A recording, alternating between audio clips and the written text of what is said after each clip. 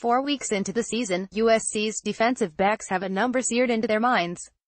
29, Elijah Griffin said. Advertisement that represents the number of pass breakups by the Trojans this season, tops in the nation. But there's a problem. USC hasn't turned any into interceptions. Top 10 teams Alabama and Stanford, for instance, have 28 pass breakups but also have 7 and 5 interceptions, respectively. Not going to think about the negative parts about it, said Griffin, a true freshman cornerback who is expected to get more playing time Saturday at Arizona. We know we are getting our hands on the ball. Now we just need to execute and make plays. The Trojans have forced only 2 turnovers, one on the first defensive play of the season when Isaiah Polamau popped the ball loose against Nevada Las Vegas and Porter Gustin recovered it.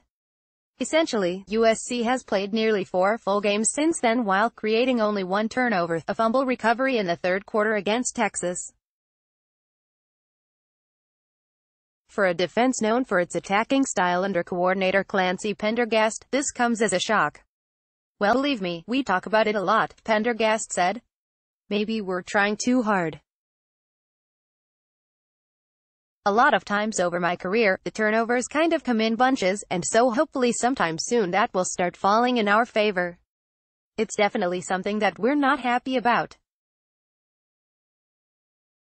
We haven't caused enough turnovers, Coach Clay Helton said. Part of the issue is inherent in the Trojans playing man-to-man coverage on the outside. You don't see a ton of picks in man-to-man coverage, Helton said. You see a lot more in zones. We do have a lot of pass breakups. Hopefully we'll get our hands on the ball just a little bit more, and it also comes with tipped balls, batted balls.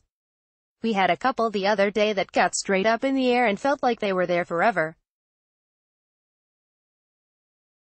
We just didn't come down with it. Gustin was informed this week that the Trojans lead the nation in pass breakups. Really, he said. Well, we need one of those batted balls to land in one of our players' arms. He laughed. It's surprising, he said.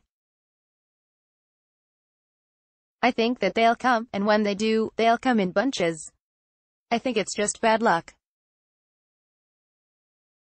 They'll come on Thursday, as he does every week. Helton gave the defense what he calls the opposition's turnover DNA, what guys are loose with the ball, what you should be targeting, Helton said. I'm ready for a wave of turnovers. Cornerback movement advertisement USC's JT Daniels continues to impress with a variety of throws by J. Brady McCullough. September 26, 2018, 8:20 p.m. Last week, Washington State had amazing success throwing the ball to the side of the field occupied by either Isaiah Langley or Greg Johnson. The Cougars' Easop Winston Jr. caught 6 passes for 143 yards and 2 touchdowns while exclusively lining up against Langley and Johnson. On the other side, Iman Marshall shut down Washington State's leading receiver, Tay Martin, who was limited to 1 yard. This week, Griffin has been playing more snaps with the first-team defense. Helton said Thursday that Langley would get the start at Arizona but that Griffin would get plenty of snaps behind him. We've been splitting at that left corner position, about 50% of the reps, Helton said. Johnson will now back up Marshall. Gustin avoids targeting. Helton said he had a conversation with Gustin this week about a helmet-to-helmet hit on Washington State quarterback Gardner Minshew that, fortunately for the Trojans, was not called targeting on the field or after being reviewed by the Pac-12 office. I didn't notice it in the game, Helton said, and really didn't notice it until I got the chance to watch the tape. Even Porter did not know it had happened until he watched it on tape. It was not intentional by him. He's a bull in a china shop.